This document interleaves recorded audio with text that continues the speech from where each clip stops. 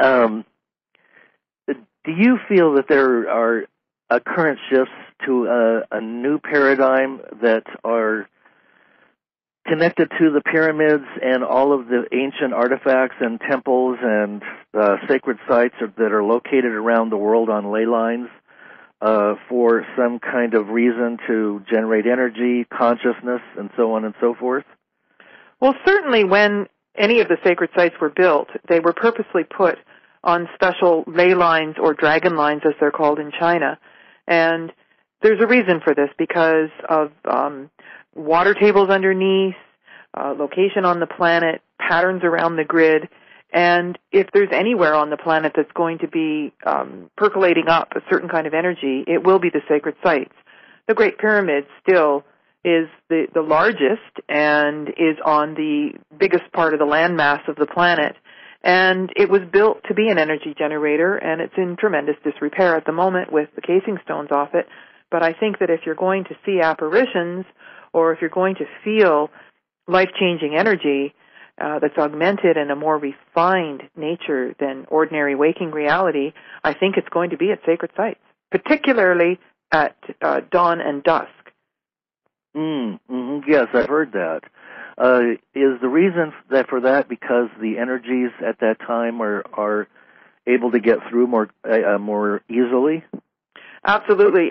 During the day, I find the Giza Plateau quite flat in its energy. The heat of the sun is there. But I've always found it really special at sunrise and sunset, just because as the energy shifts, there's something about the violet hour, I call it, where you see the violet color in the sky, and it is a place where the doorways are a little bit thinner, if you will. Ah. Do you feel that also that there are all kinds of portals and vortexes and openings to other dimensions that might be still in existence at the site? Definitely, and I think that new opportunities are coming. Like, how do you make a dimensional shift? What form is that going to take?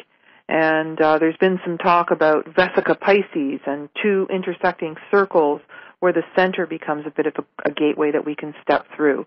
But what does this mean? What are we stepping into? Mm-hmm. And how do we go from a densified energy to a more refined energy? Vibrational frequencies vibrate faster when they're more refined, denser and slower when they're less refined. And so a lot of things in our everyday world, like electromagnetic frequencies in the house, dirty electricity, that sort of thing, lowers our vibrational frequency, whereas nature, negative ions of rain, going to sacred sites, meditation, anything that quiets the mind, enhances our refinement. And so all of this leads to higher states of consciousness. Now, in traditional ways of being and thinking in our society, consciousness isn't one of the words that we typically use. Yet it's the most important thing that the ancient Egyptians certainly were focusing on. And as we increase our energy levels and our ability to have capacity even to deal with these energies, then we can access them. Now, there's things that are happening, and what's predicted is that we will have more refined senses. And so we'll be able to smell something, when we're looking at a picture, or hear a picture, see music, that sort of thing. And so there is an evolution going on in the senses that is allowing us to look into other dimensions. I just thought of something that in that refined dimension, that it may even be possible that we would be at the pyramids and see them as fresh as they were the first day they were built. Well, that's certainly a vision that I've had, and in the Pyramid Code, I spent a great amount of money making 3D animations to put the river back where it was, to put the casing stones back on the pyramid. I love that part. To see the reflection in the water. And then the first time I saw it after the animators had finally built it was just such a sense of relief, because my memories do hold it that way. And the first time I was at the Great Pyramid, I was complaining and saying, well, it's, are you sure this isn't the second pyramid or the small pyramid? And they said, no, it's the Great Pyramid. And they're like, why don't you believe that it's the Great Pyramid? Well, my visions had it bigger. And it was, in fact, 30 feet bigger on each side, because when the casing stones were on, that increased the volume of it. Right. So my memory was taking precedence over the reality of me standing there. Wow. You know, so many people that I know have past memories of being in the priesthood in the Egyptian times. And that's something I thought maybe we could talk about for a little bit to find out where it began with the building of the pyramids. I've always thought that they must be extraterrestrial by design. And then there was a period of time when the divine feminine ruled for, I think, 1,000 years or more. And do you know what the chronology was? Can you follow that from the writings on the walls? Well, certainly, again, in past life memory, everything was matriarchal, and it's long more than 1,000 years. Pretty much everything demanded a balance. And after our last show, I received 2 emails from people saying, well, how do you know that the matriarchy can't go wrong and that women leading men and dominating? But matriarchy, as I always insist, is not the opposite of patriarchy, which denigrates the feminine, cuts it off, takes it out of the Bible, and if you can't see it, it's not there. It's completely out of balance, which is why we're in such trouble now. But matriarchy insists on a balance, leaving more for the children, honoring nature, and honoring the masculine in balance with the feminine. And so everything else has been matriarchal, and I think that the period of the Mayan calendar from 3113 BC to 2012 AD is the patriarchal period, which is why it's so important that we signify that it's over and it ends. And the thing is it's still stuck in the collective, and so many people will perceive it that way, and there's going to be the last kicks of the patriarchy. But its agenda has been to erase evidence of everything other than itself, burning the Mayan texts, destroying the Library of Alexandria, burning the witches who had the knowledge, demonizing women of knowledge. Killing the Hopis and all the indigenous tribes. All of that, the indigenous tribes. Still doing it today. Well, sure, and come on, if anyone, the reason that women don't run off to war most of the time, you know, if you've had a child, you don't think it's a great idea to go kill someone else's child. And men usually need to hook into women in order to feel the cycles of time and that sort of thing. And so everything was matriarchal. We're going to come to see this. This is my hope and my prediction over long periods of time, that we'll see this as the patriarchal hiccup, a failed experiment, that if your dominator ways of being and thinking hurt people and aren't sustainable.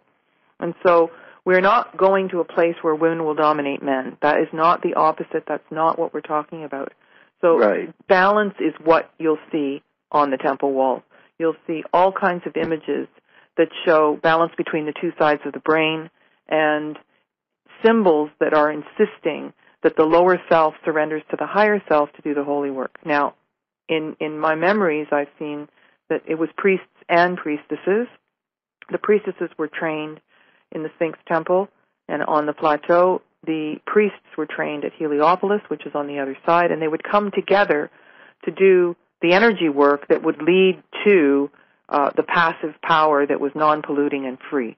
And what we have now is power sources that are dangerous to our health, that cause illnesses like leukemia that are lethal, that cause ADD. And when you have power lines close to schools, little kids can't sit still. Their nervous systems are so fragile. And so we really have disadvantaged ourselves. The powers that, as you say, have put all kinds of things into the society that are dangerous, that plastics are even dangerous, particularly to boys. There's all kinds of research that's showing this. But before products come out, it's not mandatory that research is done. So my point with all of this is that the Egyptians had the template for what I feel we are heading back toward, the understanding of the cosmos, celestial mechanics, peace, productivity, creativity. Instead of deconstructing, they were constructing. So freedom. All of the... Freedom, pleasure. Yes.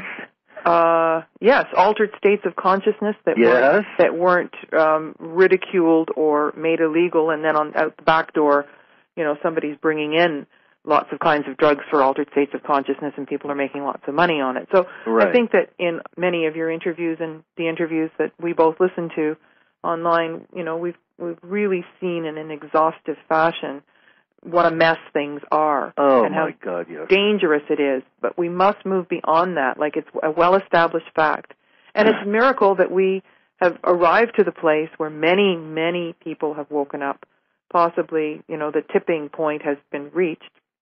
And I may have mentioned this last time. What's significant is that we're in the 7th day of the galactic underworld of the Mayan calendar. And this is heralding the end of this imbalance. That if something is only supporting the masculine ways of being and thinking, reading, writing, arithmetic, if you can't see it, it's not there, it is not going to be supported.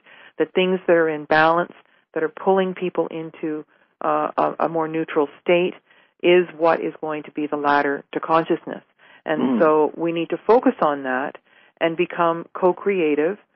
I say have the lions at the gate in our thinking, that we think about the positive. What we talk about, we think about. What we think about, we bring about.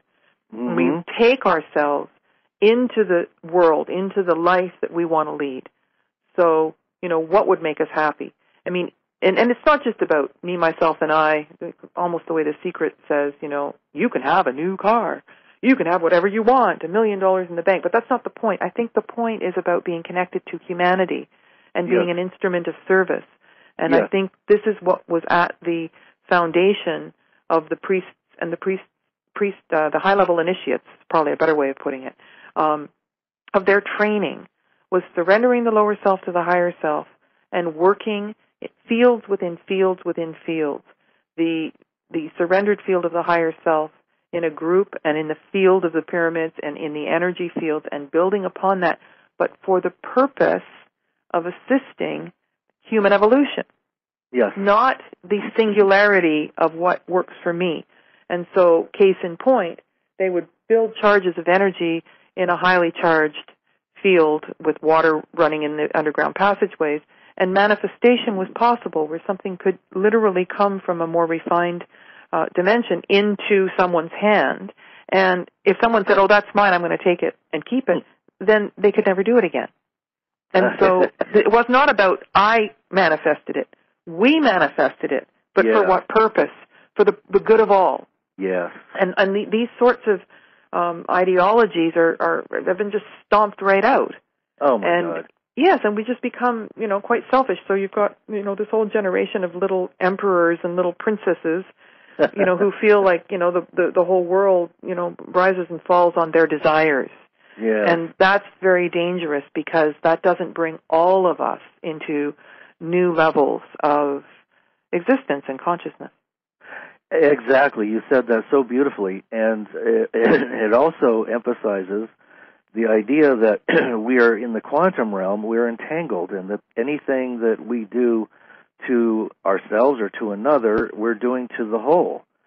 So you can't kill somebody on some foreign plane and think that, or do something in private. There's so much sexual abuse with women and men and people being sold on the sex slave market and so on and so forth. But you can't do that without affecting the whole. And, well, sure. Go ahead. And so this whole mess has to be, it seems as if people high at the top must have infiltrated the priesthood, and they were service to self entities, and they perverted or distorted the teachings so that they convinced people that they should have things for themselves and individualize. Well, you're really touching on something here, because one of the stories that's very near and dear to my heart is the story of Akhenaten and Nefertiti, who were in the 18th dynasty, and that came after Hatshepsut, who was a female pharaoh. And you remember, again, the dynastic parts of Egypt are the patriarchal parts. And there was a percolation of the true spirituality coming back when the Amun priesthood, Amun being the period of dark, and we still say Amen in the churches, and they would make people pay for their salvation, pay for a good passage to the other side. Right. And Akhenaten and Nefertiti said, forget it, we're not doing that anymore. And they closed the temples and they moved to Tel El Amarna and Akhetaten, which is the horizon of the sun, which is what it was called in those days, and they started over. And the Amun priesthood, plotted to, get things back because they wanted to make money. 50% of the harvest of everyone was paid to the temple to ensure a proper burial and transition to the other side. Well, that's kind of sounding like here, and it's also sounding like the church that makes you pay for your spirituality. Yep. And they insisted on it, and it deteriorated, and we still have that imprint, and we haven't had peace on the planet since, which to me is pretty serious. Yes, it is. And there was this percolation of the energy coming back in its purity, and it worked beautifully at Amarna. People were creative, there were flowers, everyone was in a leisurely lifestyle, and they were happy, and made beautiful, beautiful things. And so one of the things that you'll see in the Pyramid Code is hundreds of objects from the Amarna period. And they're just gorgeous to look at, the jewelry, and you've seen it. It's fantastic to look at, and it seems so modern in some way. But the ideology that went with that was very much a personal empowerment for the purpose of giving to the whole. Mm-hmm. Well, that seems to be the direction that the only direction we really need to be going in. I just feel that that's a natural progression to whatever is next. That we can't continue to rape and pillage the planet. The planet is alive, and it's a conscious being. The sun is a conscious being. Everything is alive in the universe, and you can't tell me that our thoughts don't affect reality, or that what we do to the planet and each other isn't causing some kind of ripple. And I wouldn't be surprised if our development of atomic bombs and some of the other nasty stuff that the military has come up with, I'd be surprised if it hasn't raised some eyebrows in some of our star family on other planets, maybe on the other side of the galaxy. Yes, and unfortunately, fortunately or unfortunately, it's impossible to prove, but the way our science has been conducted in academia, what is proof, and how do we know? And we're hovering on the edge of disclosure. But yet, in many cases, people are quite certain that it's been ascertained, and that it's only the official story and the media that's not allowing that. But there are surveys of people. I mean, do you believe in this? In the fact that there are other beings around? But what does that mean? Because these sophisticated beings are also in other dimensions. And, how dare we say, well, it's only the third dimension, and if you're not in the third dimension, then that's it, And we've discussed that faster can see slower, but slower can't see faster. So the densest of the dense, the least evolved, the most materialistic, the cruelest, the least developed, and maybe even the least intelligent, and certainly the least in touch with what's really going on with everybody, are running it. Yes. For their own purposes, for their own greedy, power-hungry ways of being, and that just won't do. And the people who become more refined, who are more in tune with nature, who are healthier, who are more aware, they wouldn't dream of thinking about that. And having been to 52 countries, Egypt counts as one, the people of the world are lovely, and they're kind, and they're generous, and they're open, they want you in their homes. I never felt a sense of danger when I was traveling. And, we're just told over and over again, the demonization of all things Middle Eastern, unless you're in the Middle East. And then you see that everybody wears their hearts on their sleeve. They never criticize Americans. They're stressed. They're very stressed, like the rest of people with systemic stress, if you will. The system is really, really taxing people at the moment, physically, emotionally, spiritually, and financially. But the people of the world are ready to love one another and to love the planet. And so we seem to be stuck in this place where the governments are the problem. And we're over-socialized. Yeah. People who are moral, like when you think of the Gnostic traditions, which was all about deep knowing, the sense of knowing from within, not repeating a fact that somebody else wants you to know. Somebody else wants you to repeat. And they call that knowledge. That's not knowledge. And so when people are connected, then they're connected to morals. And so they don't want to squish the bug. Right. And they will, if there's one loaf of bread and 5 hungry people, you don't say, well, I'm keeping it for me. No, you give it to everyone. You share. Exactly. And that's the natural state of the human being. That's right. Okay. And you don't have to teach people that. But the thing is when we're over-socialized and we're